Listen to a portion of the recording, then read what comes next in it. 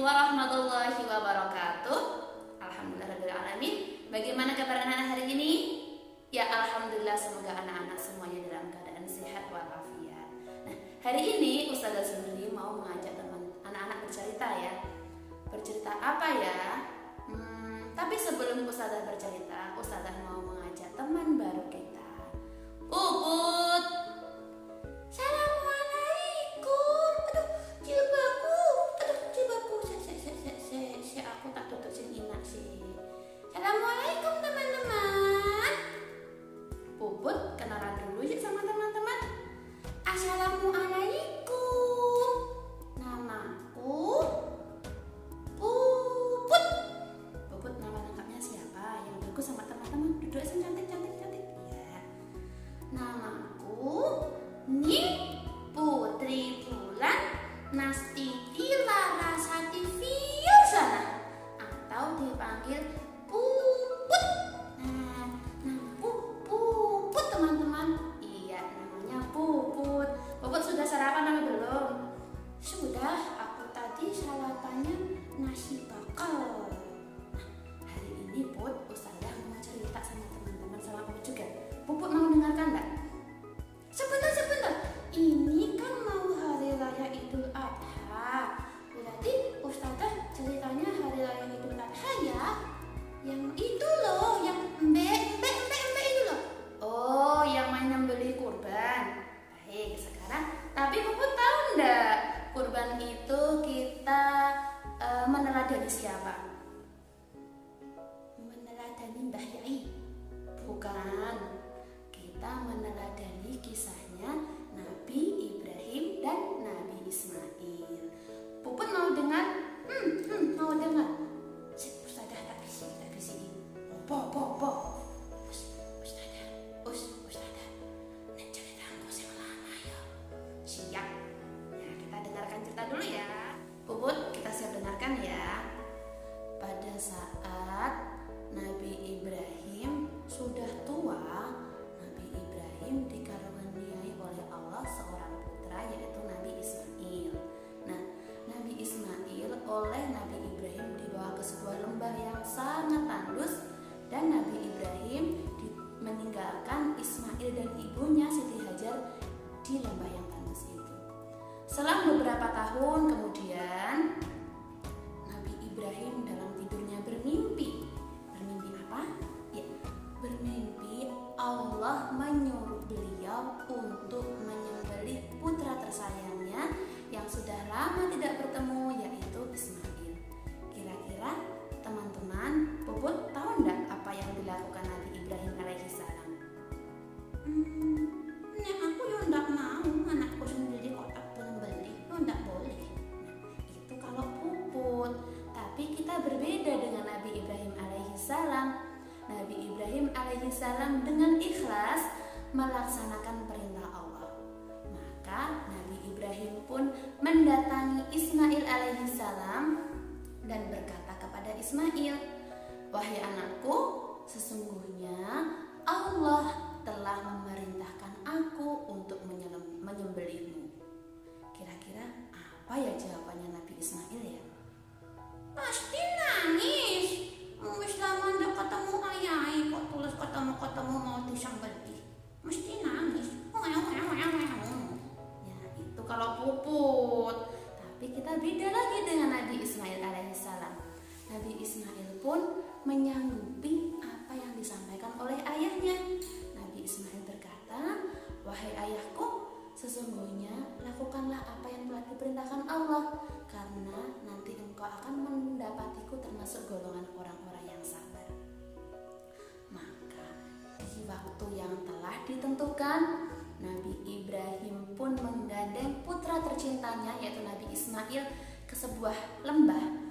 Di sana Nabi Ibrahim sudah membawa sebuah pedang yang sangat tajam dan sudah siap untuk menghunuskan pedangnya dan menebaskan di lehernya Nabi Ismail alaihissalam. Tapi teman-teman, ternyata mimpi tadi adalah ujian dari Allah Subhanahu wa Ta'ala. Ujian apa? Allah hendak meningkatkan memperhatikan kadar keimanan dan kadar ketakwaan dari Ibrahim dan Ismail. Begitu Ismail dibaringkan di batu dan Nabi Ibrahim menghunuskan pedangnya, kalau teman-teman kira-kira gimana ya? Ndredeg apa ndak? Lek sama ayah tiba-tiba terus mau dibunuh kayak gitu. Yo aku langsung lali meluai waduh ngono aku. Nah, Nabi Ismail pun memejamkan matanya dan berpasrah diri kepada Allah Subhanahu wa taala. Nabi Ibrahim pun seperti itu, dalam hatinya antara rela dan tidak rela, yaitu ketika akan membunuh, menyembelih putra tercintanya.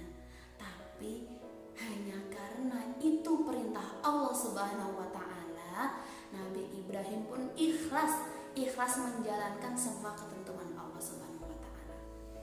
Begitu pedang dihunus dan hendak diayunkan ke lehernya Nabi Ismail, maka Allah Subhanahu wa taala menggantikan Ismail tadi dengan seekor domba. Berarti Nabi Ismail ndak sido dibunuh, ndak sido mati ngono. Ndak, Nabi Ismailnya ndak jadi digantikan oleh Allah dengan seekor domba. Nah, teman-teman, dari kisah itulah akhirnya kita oleh Allah diajarkan untuk belajar ikhlas seperti ikhlasnya Nabi Ibrahim ketika mengorbankan putra tercintanya. Juga belajar sabar seperti Nabi Ismail sabar menjalani ketentuan Allah. Nah gitu, aku tak ikut-ikutan ya Ustazah. Ikut apa?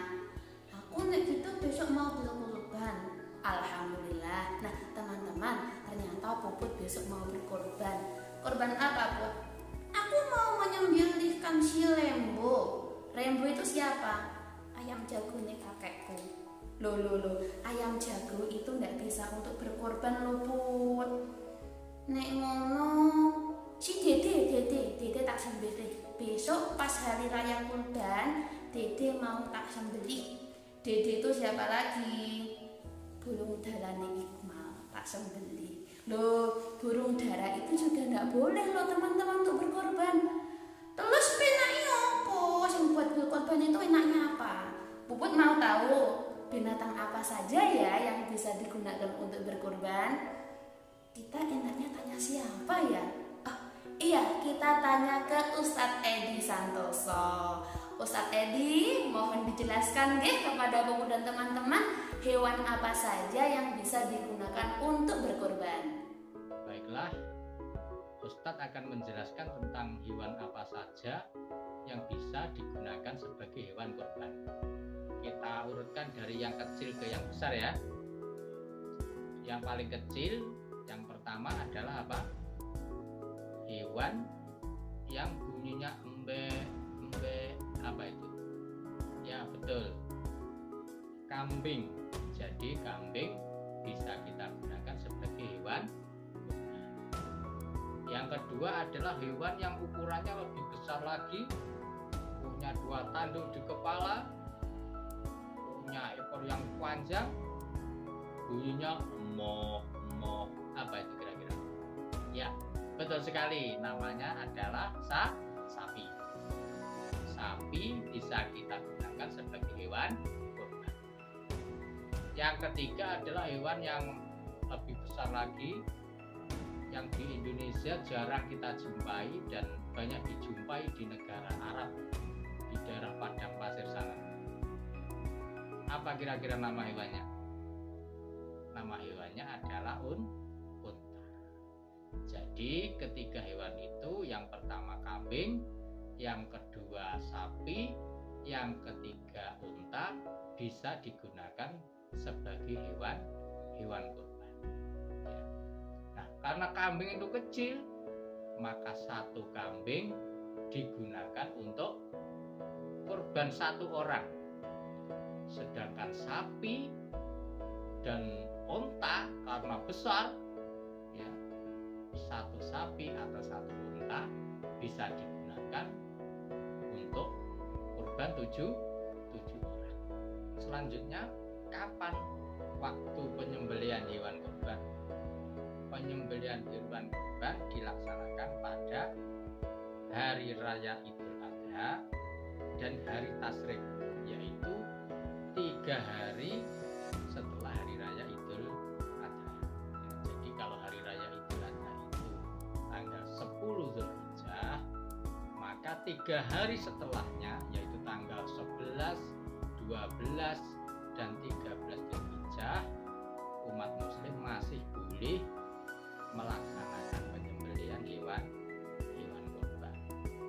Bahkan di tanggal itu kita tidak diperbolehkan untuk berpuasa. Nah, Puput, sudah jelas ya yang tadi dijelaskan sama Ustadz Edi ya? Iya, aku tahu sekarang berarti kalau kita mau meneladani kisahnya Nabi Ibrahim dan Nabi Ismail alaihissalam, bisa dengan cara kita melaksanakan ibadah kurban. Tadi apa saja Put yang bisa digunakan untuk berkorban, Put? Sapi, domba,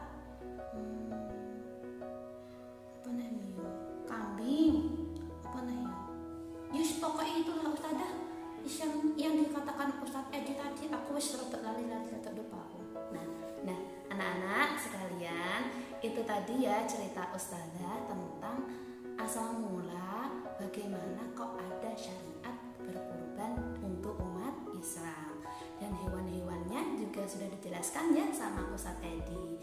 Nah anak-anak, sekiranya itu dulu cerita dari Ustazah Zuhri. Besok kapan-kapan Ustazah sambung lagi. Yuk Put, kita pamitan sama teman-teman ya. Ustazah apa Put yang salam ini? Aku aja. Teman-teman, sekarang sudah dulu ya. Aku mau pulang dulu. Aku mau ngajak ayahku untuk beli kambing buat kurban hari Idul Adha.